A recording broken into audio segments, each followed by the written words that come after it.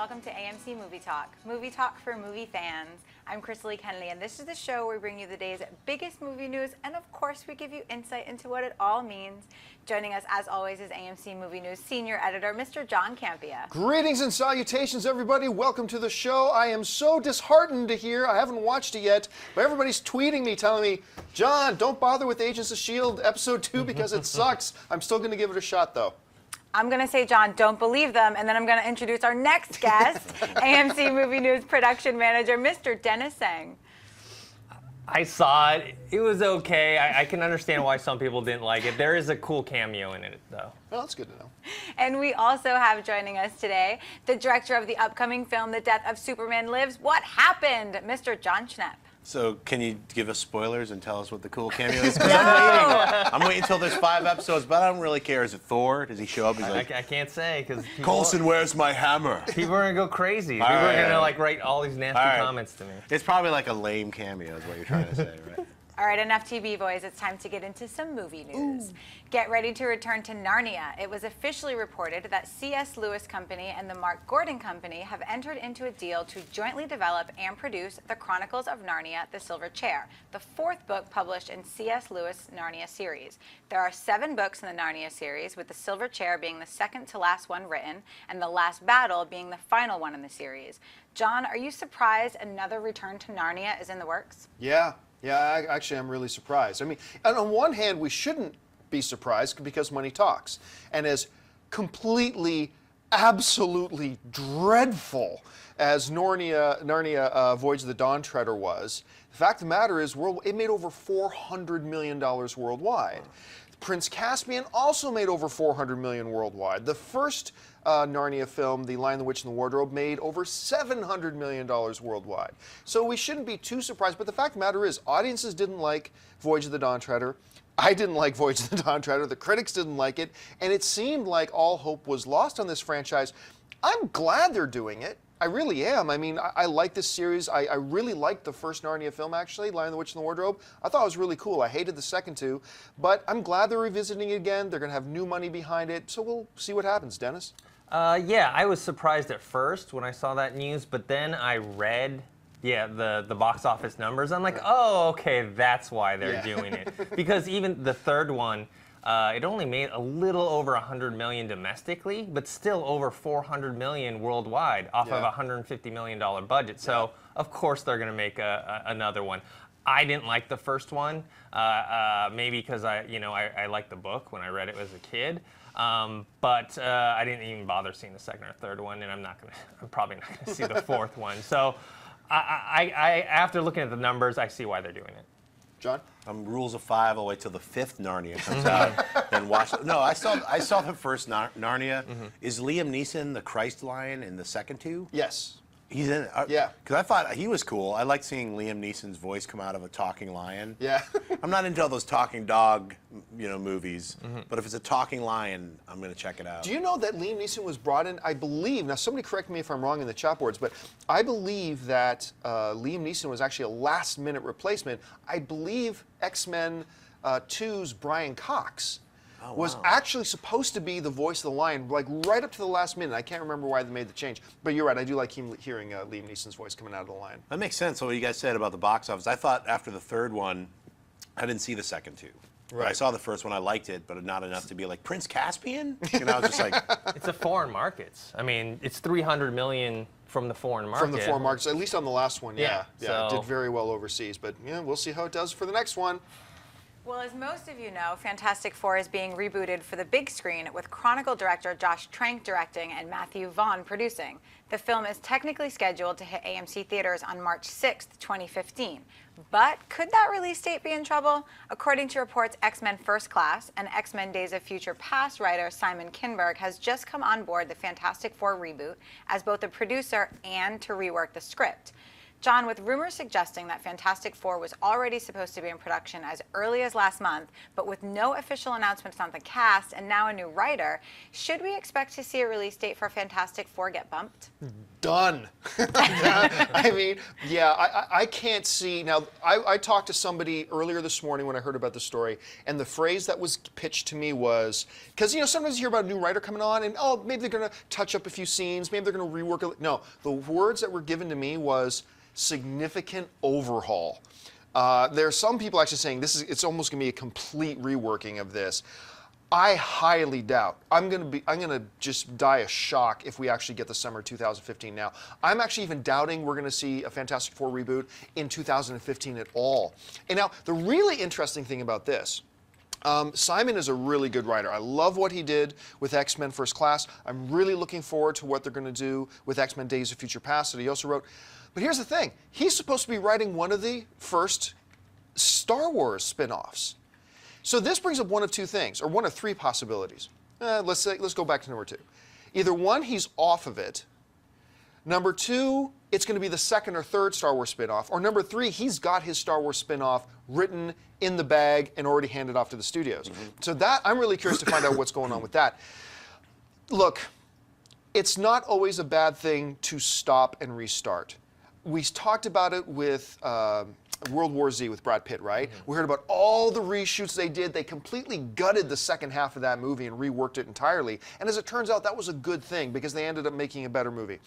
If this is what's happening in this situation, then I'm going to applaud Fox for saying, hey, let's not just plow ahead. Okay, it looks like we've got something that's a big piece of crap. Let's just plow ahead anyway. If they're actually putting on the brakes and saying, let's do this right, then I applaud it. But let's see what happens. Dennis? I think... Yeah, I'm very skeptical that it's going to make that 2015 date. Yeah, but, at this point. But I don't know. I feel like when they bring in someone new to overhaul the script, it can be a good or a bad thing, you know. But I'm hoping in this case it's better to fix it now than while in production. Because once you start going into production, that's when it's harder to turn things around. So hopefully this yields a better movie in the end. Schnepp?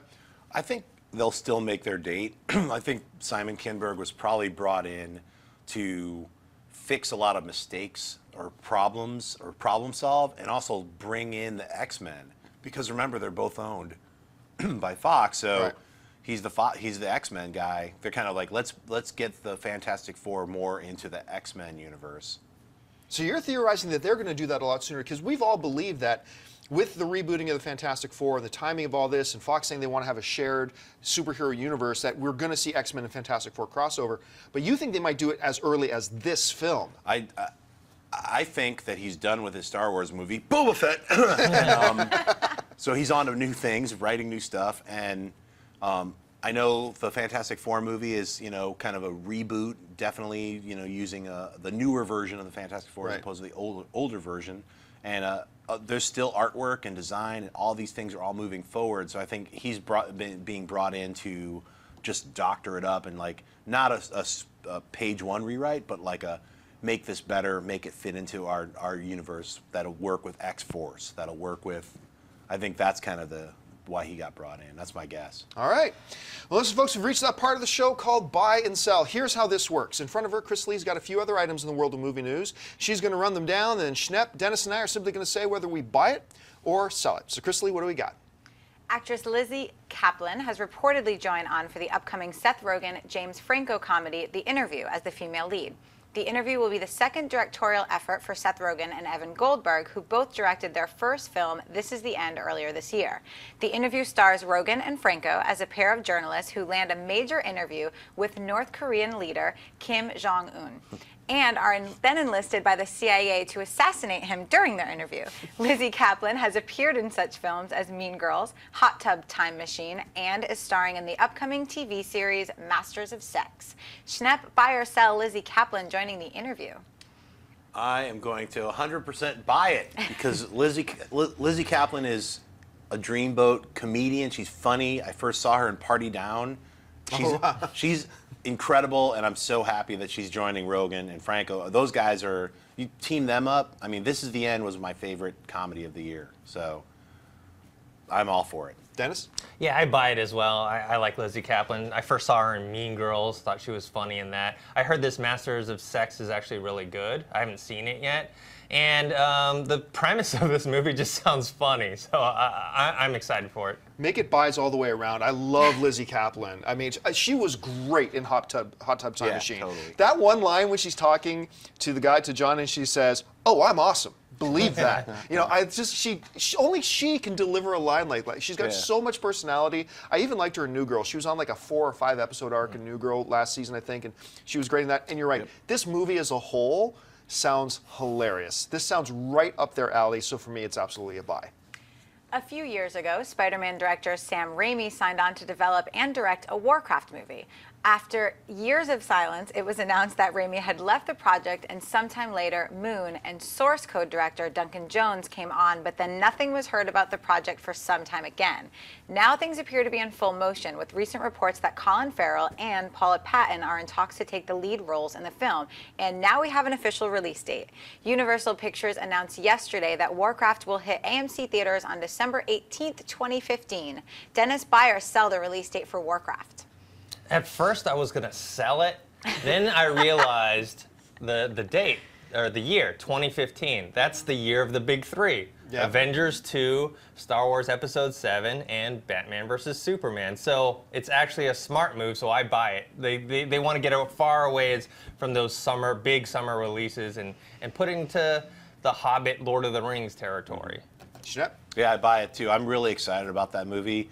I haven't played Warcraft for many years since it helped destroy my first animation company. Because we were like researching spells and chopping wood while we should be doing animation. It's very addictive. Like, death and decay. What? No jobs? Yeah, so, but I love Warcraft. It's very addictive. And Duncan Jones, that he's on it, I'm so excited. He's a great director. So push it. I just want it to be successful. So I am going to sell this, and the reason I'm going to sell is because Dennis, you're absolutely right. It is seem like it's the smart move to push it to that holiday season. It probably is the smart move, but I want this film in the summer. I want this as a summer film, and you're absolutely right. I actually said to my wife the other day, "Hey, you know what? I'm thinking about restarting up my World of Warcraft account." She goes, "I'm going to divorce you," because when I play, I have an undead mage named Darth Rampage, and I just played. I would sit down and go like, "Okay, I'm going to play for like 30 minutes." No way. 7 hours later. It's like, we're going to need a new person on the show if you start up right. World of Warcraft. Yeah. You're like, where's John? Where's John? He's at home playing Warcraft. And I come in huge bags under my eyes. "Hey, guys." Yeah, anyway. What's next? Video games and boys, I'll tell you. Universal Pictures is putting things in gear for their upcoming project, The Legend of Conan. According to reports, the studio have just signed on World Trade Center screenwriter Andrea Berloff to write the script to the film, which is set to star Arnold Schwarzenegger and is said to be directed sequel to the original Conan the Barbarian. Schnepp, buy or sell The Legend of Conan? I'm going to buy it. I'm hesitant about the screenwriter, but I'm so excited that they're finally going to do the King Conan with Arnold Schwarzenegger. I've been waiting for it for like whatever, since the first Conan the Barbarian came out. It was like 81. So it's like, why don't you just wait 10 more years until Arnold's dead and then make it? I'm sort of like, all right, I'm glad that they're finally making it. I'm a little irked that Milius isn't involved, because they had a script and the Wachowskis were like trying to get Milius, and that was about like 5 or 6 years ago before they did the official reboot. The newer Conan that didn't work at all. So I'm happy that they're doing it. I don't really know that much about the screenwriter, so I didn't see the World Trade Center movie. But hey, that they're making it, I buy it. So Dennis? I'm going to sell it, but only because I want to see Arnold in another Terminator movie. Even if they reboot the franchise and he's not Dennis, like the main guy. That. Look how cool he looks. That's what he's going to look like. He's old enough to be that dude now. So that's kind of, all right, you're selling it. I'm going to sell it too. And it's not that here's the thing, I would have loved this movie 10 years ago. And don't get me wrong, this isn't about, I don't think Arnold Schwarzenegger can make a return. What was that movie he just did? The Last Stand. I loved The Last Stand. I had a lot of fun with that movie. I'm like, yeah, Arnold's back. I think that new movie he's coming out called The Tomb, or they changed the name of it to The Escape Plan now. It was called The Tomb. I'm really looking forward to that. But there seems to be this formula right now in Hollywood with older action stars. Stallone got away from Rocky and got away from Rambo for a long time, and then realized, hey, nothing else is working. And so I'm going to go back to Rocky and Rambo. And I'm glad he did, because I really liked the last couple of Rocky and Rambo films. Then, we saw Vin Diesel do the same thing. It's like, no, I'm done with XXX and I'm done with Fast and Furious. I'm going to go do these other films. bomb. And so he's like, hey, look, I'm back in Fast and the Furious, and now that's all working out for him. And it seems like Stallone is Schwarzenegger may be doing the same thing. I think it's 10 years too late. Don't get me wrong, I'll be first in line to see it, but for now, it's a sell. Columbia Pictures has announced plans for a theatrical sneak preview of Tom Hanks' new film, Captain Phillips, in theaters across the country this Saturday, October 5th. The film tells the true story of Captain Richard Phillips and the 2009 hijacking by Somali pirates of his ship, the first American cargo ship to be hijacked in 200 years. Captain Phillips is based upon a book, A Captain's Duty, Somali Pirates, Navy SEALs, and Dangerous Days at Sea by Richard Phillips with Stephen Talty. Captain Phillips officially opens in AMC theaters on October 11th. John, buy or sell an early sneak peek at Captain Phillips? I buy this. This is a really good move. Now, I haven't seen Captain Phillips yet. I actually sent our very own Amy Rose Eisenbach to go to the press screening last week, and she raved about it. I mean, she loved this film. All the reports I'm hearing is that it's fantastic, but this isn't an easy film to sell in trailers, right? So I love the idea, if a studio's got a film that they know is really good, I love the idea of taking one day, maybe a week out from its official release date, put it in theaters for people to see, and hopefully get that word of mouth buzzing. It's a good strategy. I like it, so for me, it's a buy. Dennis? Yeah, I buy it as well. I mean, I've been hearing only good things about it, and so creating that buzz amongst, because if they release it early, not everyone's going to be able to see it, but the people who do see it, and if they like it, they're going to tell all their friends about it, and I think that word of mouth is only going to help the movie. Schnepp? Yeah, I'm going to buy it as well. I mean, this is the first movie with real pirates. Is Johnny Depp going to board the ship? It's Johnny Depp. Hey, where's Disney? I'm going to get him. Yeah, it's like, so, yeah, I mean, Paul Greengrass is an incredible director. This looks tense and exciting, and I'm really happy that I want it to be a success, and I want to see it as soon as possible. So. Yeah, well, you know what? Hanks has got two great looking films coming out just in the second half of this year with Captain Phillips and Saving Mr. Banks. I can't wait to see both of them. Yep. All right, folks, we've reached that part of the show called Mailbag. Listen, if you've got a topic or a question you would like us to address on the show, you can email us anytime at amcmovietalk@gmail.com. Every day we pull a couple questions out of the mailbag and address them on the show. Chris Lee's got a few of them pulled out of the mailbag, so Chris Lee, what do we got? Jacob Van Houten writes, greetings and salutations, movie talkers. I loved both J.J. Abrams' Star Trek films and Rise of the Planet of the Apes. I was reading something and saw someone rumor that Rupert Wyatt was directing Star Trek 3. Then I saw other sites who said he was just a frontrunner for the job. Which one do you think is more likely or true? Do you think Rupert Wyatt is a good fit? Thanks. Rupert Wyatt would be a great fit, as a matter of fact. I mean, one of the great things about Rise of the Planet of the Apes, which, by the way, is another one of those films, there's about 4 or 5 of these a year, which I love, films that I think, wow, that's going to suck, and then actually turns out to be really good. And one of the reasons that film worked so well was the pure narrative pacing of Rupert Wyatt. It wasn't just a great spectacle. I was expecting from Rise of the Planet of the Apes that Wyatt was just going to give a spectacle of these giant CG monkeys going at war with police SWAT teams and blah, blah. But the strength of the film was the story and the narrative. It was brilliant. It drew me in. And it did give me the spectacle at the same time. Perfect description for what you need in Star Trek. Now, J.J. Abrams did say, when he was interviewed about a month ago, a little under a month ago, he said, look, we would be really lucky, because J.J. Abrams is still a producer on Star Trek. He said, we would be really lucky if we can get a guy like Wyatt. So they are looking at him. They are talking to him.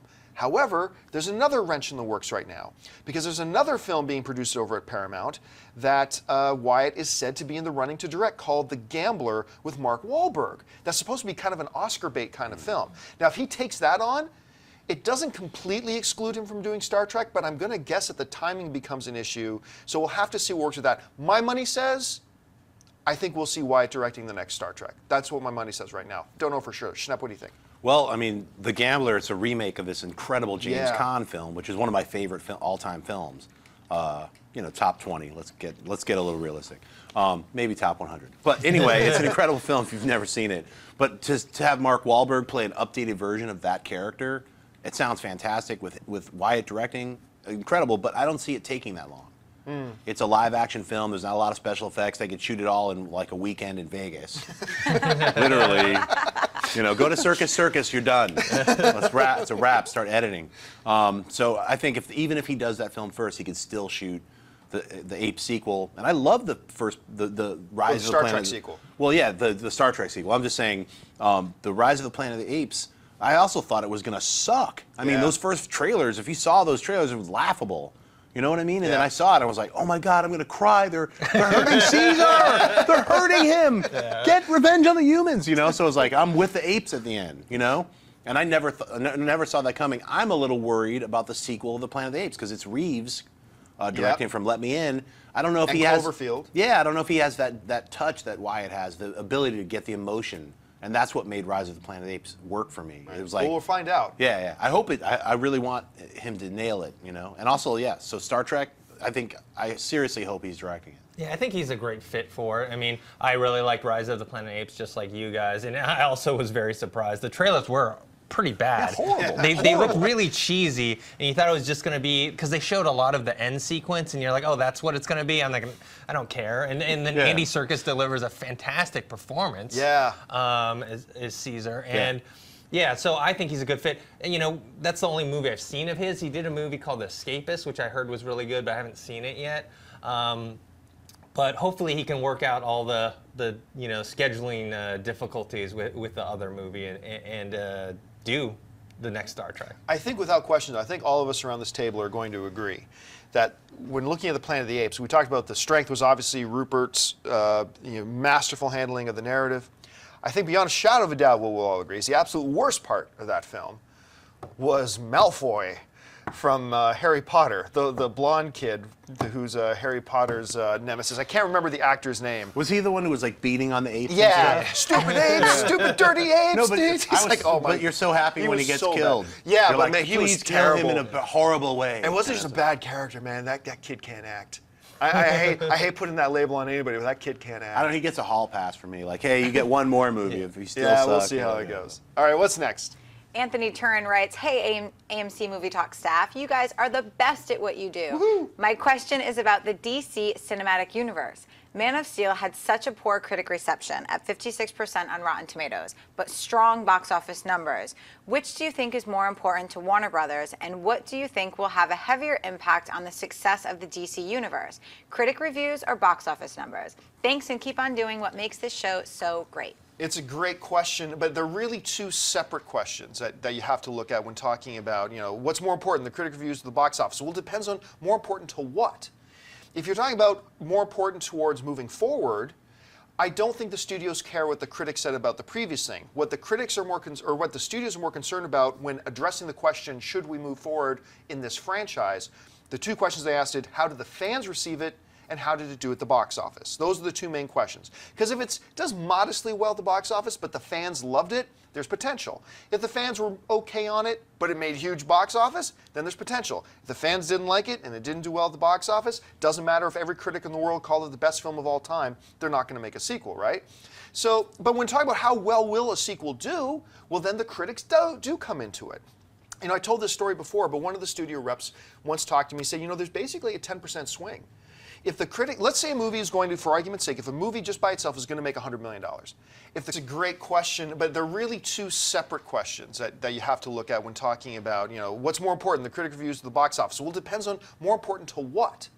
If you're talking about more important towards moving forward, I don't think the studios care what the critics said about the previous thing. What the critics are what the studios are more concerned about when addressing the question, should we move forward in this franchise? The two questions they asked is, how did the fans receive it? And how did it do at the box office? Those are the two main questions. Because if it does modestly well at the box office, but the fans loved it, there's potential. If the fans were okay on it, but it made huge box office, then there's potential. The critics do come into it. I told this story before, but one of the studio reps once talked to me and said, there's basically a 10% swing. If the critic, let's say a movie is going to, for argument's sake, if a movie just by itself is going to make $100 million, if the critics all hate it, it'll probably make 90. If the critics all love it, it'll probably make 110. And don't think for a second that $20 million difference doesn't make a difference to the studios. They want that entirely. So when talking about a movie that they've made and they're going to put out, they completely care about the critics. When talking about considering making a sequel or a franchise, then they don't worry about the critics at all. It all depends on the timing of the process. Dennis? Yeah, I mean, if you're talking about just the studios, I'd say, obviously the box office numbers are number one, and what the critics say number two. My feeling is that disparity is a lot. I think box office numbers and then what the critics think right there, that's their movie business. So Yeah. of course that's what they're going to care about, and I don't think there's anything wrong with that. And yeah, I think what they care about too is what the fans think, Yeah. because critics can hate something, but the fans love it. Let's say for like Transformers, I didn't care for it, but the fans apparently was well received, and so they're going to make another one. Schnepp? Yeah, I mean, I don't really know what this Rotten Tomatoes thing is that you guys are talking about. What's up, Gray? So, yeah, I mean, but those are the critics. And so that really had nothing to do with Man of Steel. That made so much money, even though it got a 56. I loved it. I was like, I think a lot of critics sometimes are too hard on movies, especially genre pictures. But then there's always the audience response, the audience polling when they're leaving. And ultimately, it is the money. It's how much money did Superman made so much money. Of course, they're going to make a sequel. So And move forward and Yeah. stuff like that. Yeah, and it's interesting. It's normally, Superman is one of the rare examples. There's a myth that, what the critics think and what the fans think are always completely different. Actually, it's usually pretty close. There is the odd film here and there where there's a big disparity. 56% of the critics gave Superman or Man of Steel a positive review. It's still my favorite film of the year. And the critics, or the fans obviously responded much more positively. And obviously they did, but it's one of the few examples where, but you know what, critics, there's also another myth that critics never like genre films. That's not what you weren't saying they never like genre films. But to that I say, well, look at the critic rating of The Avengers. It's huge. Look at the critic rating of the Lord of the Rings films. They're huge. Look at the critic ratings of Spider-Man films. They're huge. Look at the critic ratings of all these genre films, of Avatar, or whatever else you want to talk about. Those ratings are huge, huge critic ratings. So usually the critics are there too. I have no idea why with Man of Steel, so many film critics, many of them very good friends of mine, I don't know if they were hopped up on Walter White's blue meth or what's going on for that film, because to me it's still my favorite film of the year. drinking that hate juice. They're pretty harsh on it, especially considering Superman Returns, I think, was certified fresh. It was like maybe like low 70s or something like And that. then they just kept dropping. It was like 90s in the early thing. Well, and what then it happened with started Superman dropping. Returns is everybody fell asleep. And then they like, kind of woke up and said, oh, I think I liked it. Yeah. It was like, Well, folks, listen, that will do it for us. We've run out of time. But hey, listen, in case you didn't know this, I'm going to let you know about this. We actually did today's show live. Now, we didn't publicize it. We didn't let everybody know about it, because that way, if I messed everything up, the minimal amount of you would know that we did it. But we did today live as kind of a run-through. And tomorrow's show and moving forward for the foreseeable future, AMC Movie Talk is going to be live at 10:30 a.m. Pacific Standard Time. That's Los Angeles time. I believe that's 1:30 on the East Coast. So we're going to be doing this show live. Just check us out. The production manager of AMC Movie News, Mr. Dennis Zen. Dennis, where can people find you online? You guys can find me on Twitter at ThinkHero, or find me on Facebook, my name. Writer, director, all-around big-time Hollywood celebrity, Mr. John Schnepp. Schnepp, where can people find you online? just Twitter, John Jeanette, Instagram, The Chronicle, what? Of Fantastic Four, of Dream World of Magic. We're going back with the FF Fantastic Four, son. I don't know. And our lovely host, the one and the only Miss Chrisley Kennedy. Chrisley, where can people find you online? Hey guys, you can find me on Twitter at Chrisley. And my name is John Campea. You can find me on with various social media stuff at John Campea. Thank you so much for joining us, folks. Don't forget to follow us on Twitter, follow us on Facebook, all that good stuff. Subscribe to our YouTube channel. Over 100,000 people have. Thank you so much, everybody. So my name is John Campea for AMC Movie News. Until next time, bye-bye. If you like this video, be sure to give it a thumbs up, and don't forget to subscribe to AMC Movie News on YouTube. It's free and a great way to stay updated with all the latest movie news, and check out our daily show, AMC Movie Talk. Also, don't forget to check us out on Facebook and Twitter to stay in the loop for our special prizes, giveaways, and contests.